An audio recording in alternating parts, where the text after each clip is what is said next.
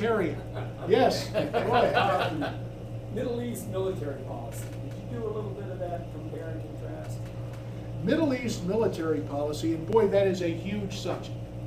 Let me tell you what I believe our overall weakness is, and understand how inadequate I feel, mindful that I'm addressing a graduate of the Air Force Academy and trying to deal with the question he presents to me tonight. I have no background in the military other than being a student and one whom, as a legislator, had to vote on these vexing topics of appropriations. I am very concerned about the growing litigiousness of war fighting. When I was last in Washington last week, I got together with my friend Frank Gaffney and I said, you know what we're going to have to do? For our men and women in uniform, we're going to have to write the Freedom to Fight Act, because it is getting absurd.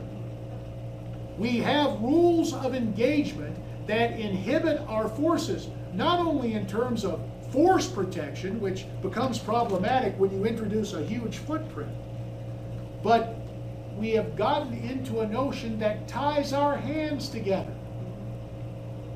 Let me go back and again to show you the candor. John McCain in his early days. When the decision was made to put the Marines into Beirut, John McCain resisted it. Why? And I'll give him credit for it.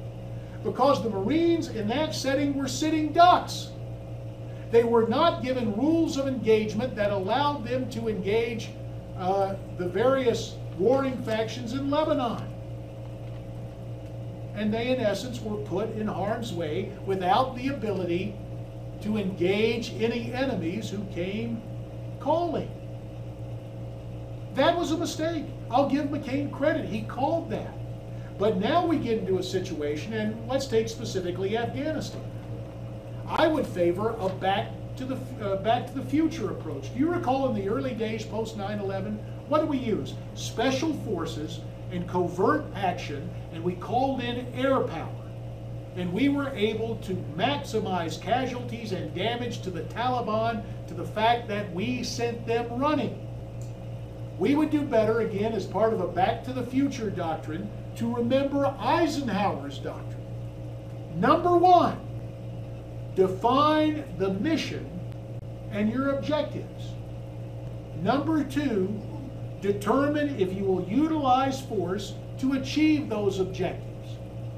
Number three, understand that once the decision to utilize force is made, there is no such thing as a little force. Force must be applied overwhelmingly and, yes, even brutally to achieve the desired objectives. And number four, once the objectives are met, the disengagement of American forces as quickly as is possible and practical. What we have seen with the best of intentions are the pitfalls of what transpires in history. And please don't misunderstand, this in no way is a criticism of any who wear the uniform. But it is a criticism of the broad term approach. To have a huge footprint in Afghanistan and label it surge number 2, I don't believe is accurate. No disrespect to the men and women who salute and do the job.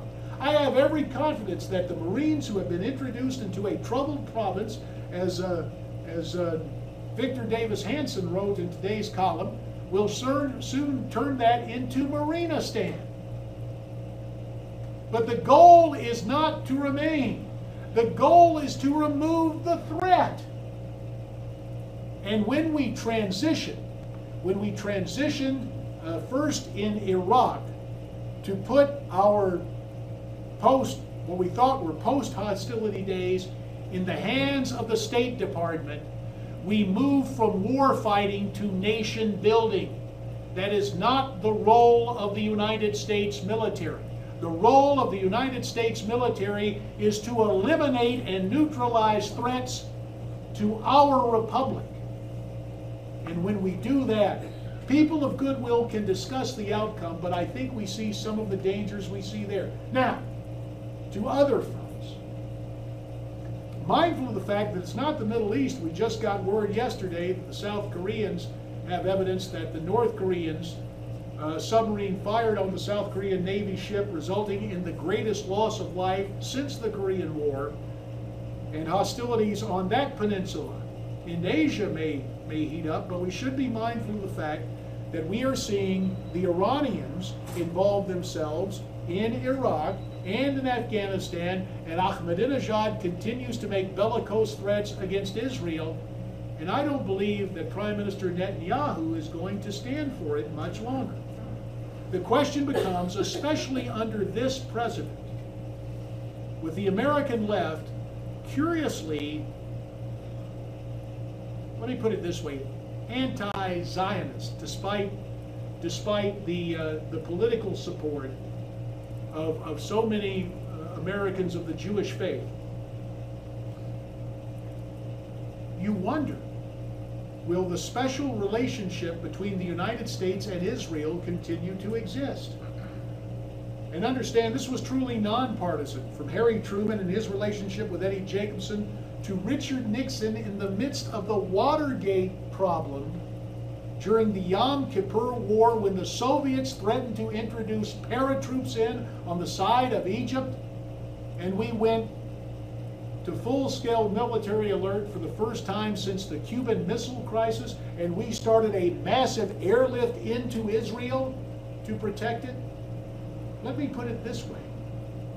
I don't believe the Obama administration would act in such resolute fashion. And indeed, whether it is in the Middle East or with the Russian Republic that might more accurately be described as the neo-Soviet Union, or with the Chi-Coms, always looking for an opportunity. And by the way, the Chinese Communists believe that by 2050, they will be the world's preeminent power. As you know, they are building a huge navy for force projection well beyond the Pacific, where they plan to dominate. This is a dangerous world. Our current commander-in-chief is not up to the job.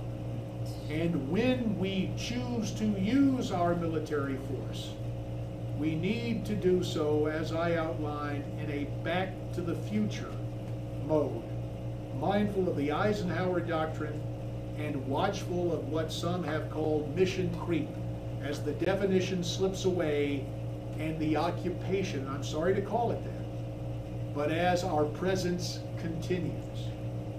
So I would think we need to redefine those missions. Now, see, can I go to somebody else? Or Thank God. Well, I have an important point. Okay. Because you and I carry the same document. Mine has Article 1, Section 8, Clause 11 says that Congress is vested with declared war. How is it we find ourselves in these endless conflicts? Last time we declared war was over with total victory in less than 4 years. And here we are in a continuous war that we've never declared. What's your stand on that? Well, I voted to give the president power to move against Iraq. It's not his jurisdiction.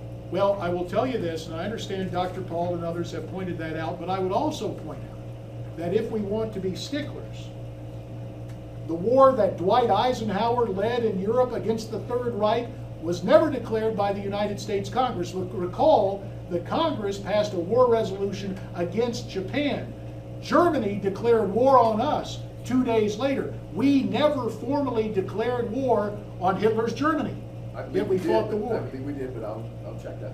Yeah, I think we should check, and perhaps we made the rationalization, since there was the Axis alliance, that the attack of Japan was tantamount to the attack of the Third Reich.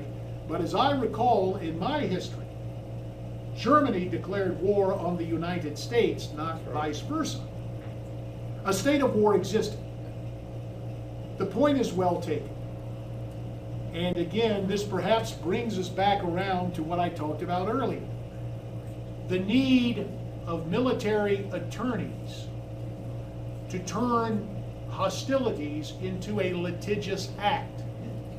If we moved with the clear authority of war, you're quite right, then there would be no debate as to this being a state of war, and no the confusion would exist on the left, because they always seek to turn acts of war into criminal acts.